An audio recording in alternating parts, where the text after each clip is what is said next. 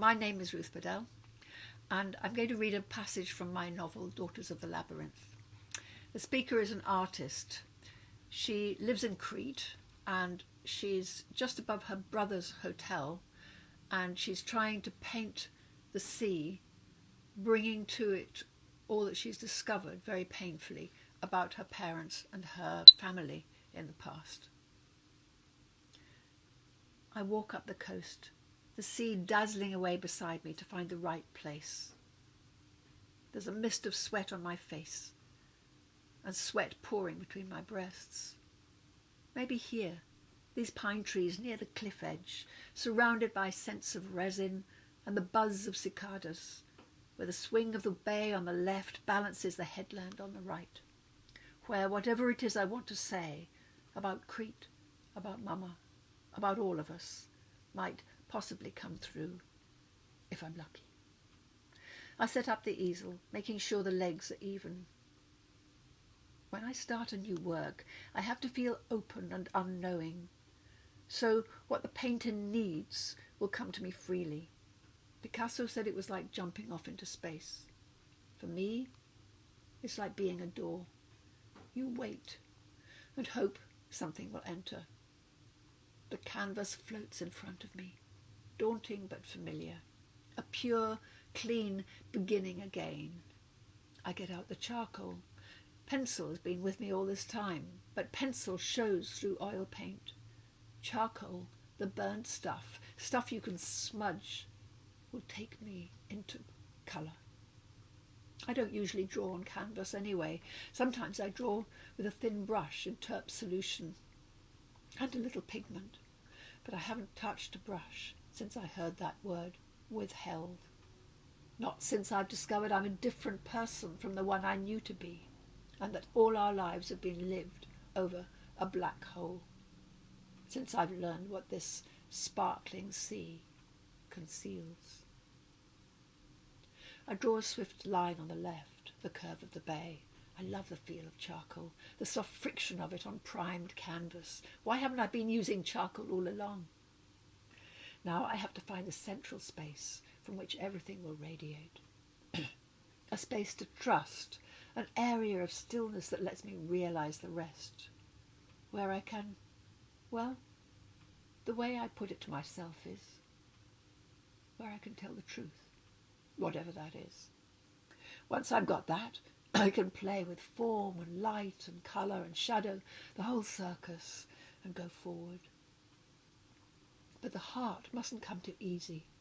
A line on the right for the looping hug of the headland. No, too far in.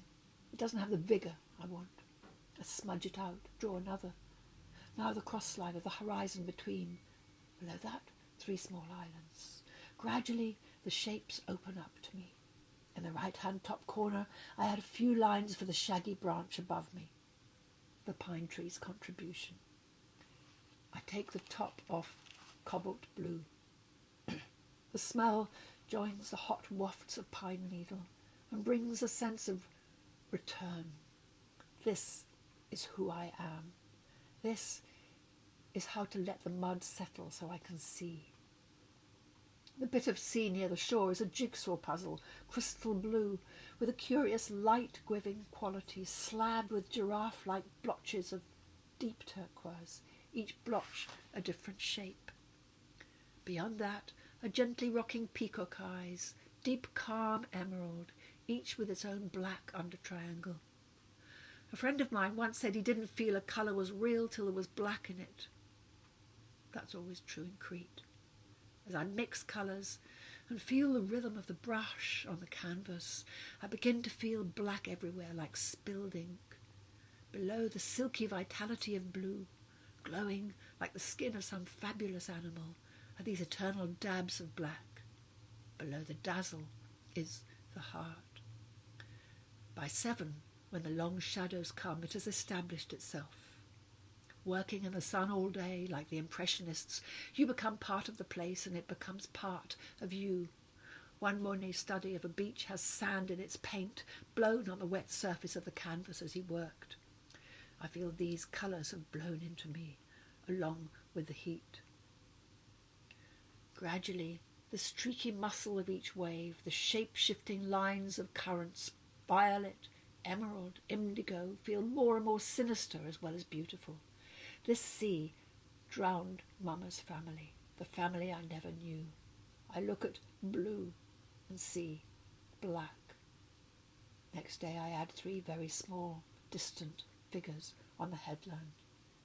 I rest my hand on the bark of the tree and look at it one last time. I hardly have anything to do with it now.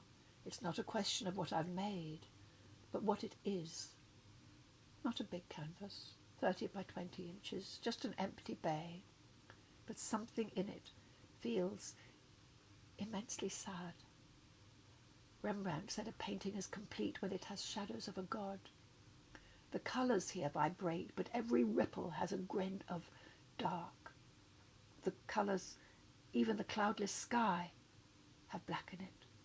Cretan black, the black of knives, the black of loss.